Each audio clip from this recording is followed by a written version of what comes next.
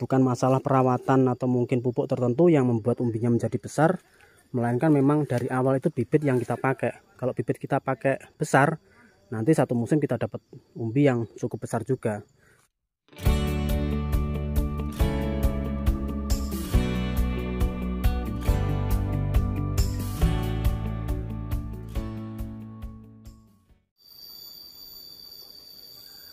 Assalamualaikum warahmatullahi wabarakatuh. Halo teman-teman, jumpa lagi dengan saya di AHM Farm Channel.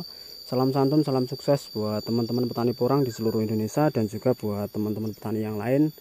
Di kesempatan hari ini saya berada di lahan teman-teman melakukan pengecekan sambil keliling-keliling ya. Jadi melihat tanaman yang sudah mulai muncul tunasnya.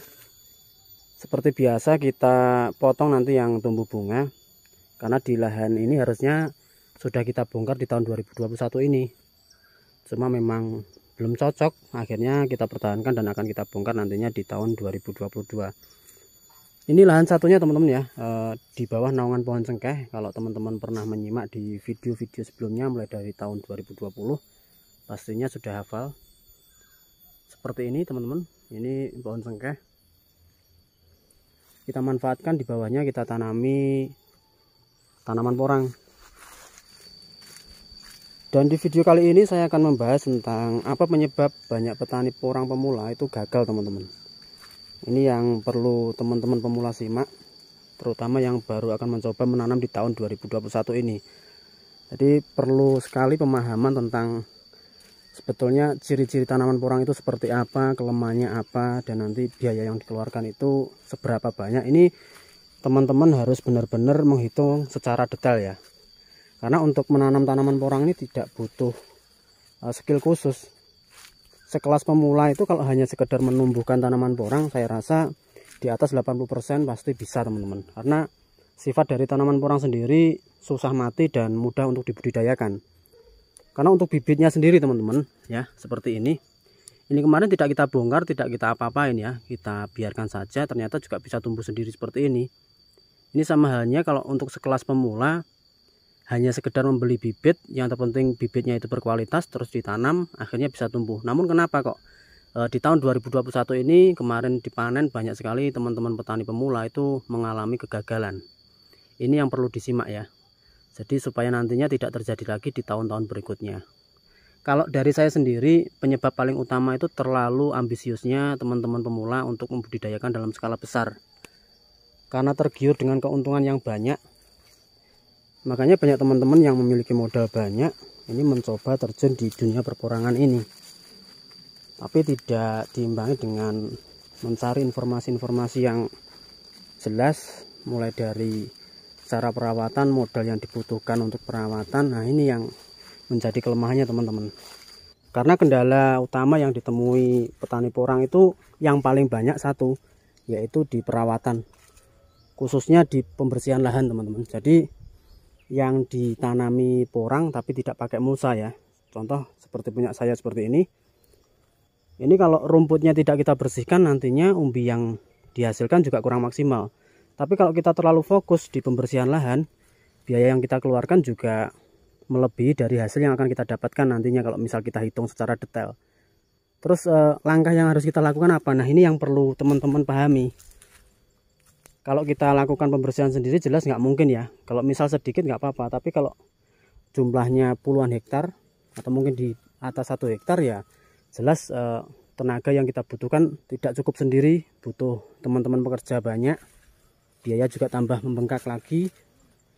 Ini yang membuat banyak teman-teman pemula itu mengalami kegagalan, bukan kegagalan menumbuhkan tanamannya, tapi gagal mendapatkan keuntungan. Makanya teman-teman harus pinter-pinter mengatur terutama di biaya perawatan ya, pengeluaran uang di biaya perawatan.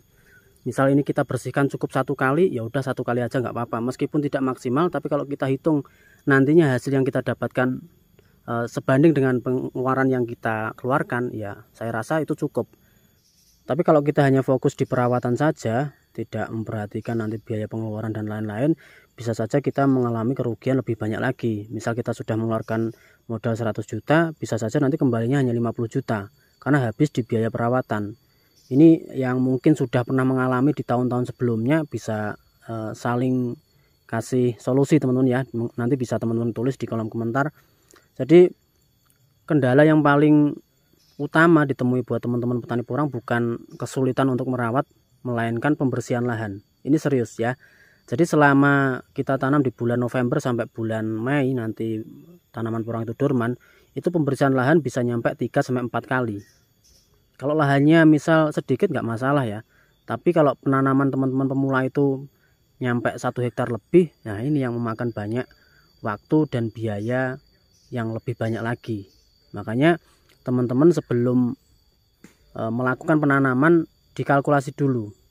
Kalau saya sendiri untuk perawatan selama 1 musim itu biasanya untuk rumputnya kita bersihkan 2 kali teman-teman. Jadi yang pembersihan pertama itu ketika daunnya sudah mekar, nanti akan kita lakukan pemupukan. Begitu juga nanti 1 bulan, 1,5 bulan kita bersihkan lagi, kita lakukan pemupukan lagi. Jadi kita hanya membersihkan ketika akan melakukan pemupukan supaya nanti pupuk yang kita taruh di lahan itu benar-benar diserap oleh tanaman porang, tidak berbagi dengan tanaman yang lain. Jadi kurang lebihnya seperti itu. Itu untuk saya sendiri. Karena memang tujuannya untuk meminimalisir biaya pengeluaran. Sekali lagi biaya pengeluaran untuk perawatan khususnya di pembersihan lahan itu kalau teman-teman tidak benar-benar mengontrol bisa saja nanti mengalami kerugian. Apalagi tanaman porang di tahun 2021 ini mengalami penurunan harga teman-teman. Kalau harganya kayak kemarin di tahun 2020 nggak apa-apa, misal 12.000 ke atas, tapi saat ini harganya hanya 5.000 sampai 6.000 rupiah per kilo. Kalau biaya perawatannya banyak, ya kita tidak dapat untung, justru nanti rugi yang akan kita dapat. Tapi jangan sampai ya buat teman-teman pemula, pokoknya terus pantau informasi-informasi tentang tata cara menanam porang dan juga perawatan-perawatan supaya nantinya tanamannya porang juga subur, terus biaya perawatan juga tidak terlalu banyak. Jadi seperti ini teman-teman kondisi lahan yang sudah kita tanami tanaman porang di tahun 2020 kemarin. Di tahun 2021 ini tidak kita bongkar. Jadi rumputnya juga masih liar seperti ini. Ini juga belum kita bersihkan teman-teman. Nanti akan kita bersihkan ketika akan melakukan pemupukan. Jadi pada intinya jangan terlalu berlebihan dalam hal merawat tanaman porang teman-teman. Karena tanaman porang itu tidak perlu dirawat secara khusus, juga bisa tumbuh dengan sendirinya ya. Tidak kita pupuk juga bisa tumbuh. Beda dengan tanaman yang lain, misal tidak kita pupuk terus pertumbuhannya gak bagus, itu saya rasa tidak, karena tanaman porang awalnya memang tanaman liar. Jadi diliarkan saja, umbinya juga akan membesar karena memang berproses. Tidak ada ceritanya tanam dari biji katak 1 musim bisa dapat 3 kilo lebih. Itu tidak realistis teman-teman. Jadi nyata yang benar-benar nyata yang kita temui, misal kita tanam bibit katak ya paling enggak 2 musim baru kita panen. Kalau mau panennya 1 musim harus pakai bibit dari umbi. Bukan masalah perawatan atau mungkin pupuk tertentu yang membuat umbinya menjadi besar, melainkan memang dari awal itu bibit yang kita pakai. Kalau bibit kita pakai besar, nanti 1 musim kita dapat umbi yang cukup besar juga.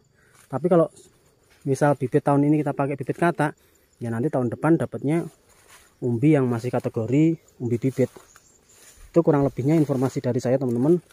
Mungkin ada unek-unek atau ada pertanyaan, monggo bisa teman-teman tulis di kolom komentar, atau mungkin bisa WhatsApp, bisa telepon. Selama bisa saya jawab, akan saya jawab. Dan sampai ketemu di video selanjutnya. Terima kasih. Assalamualaikum warahmatullahi wabarakatuh.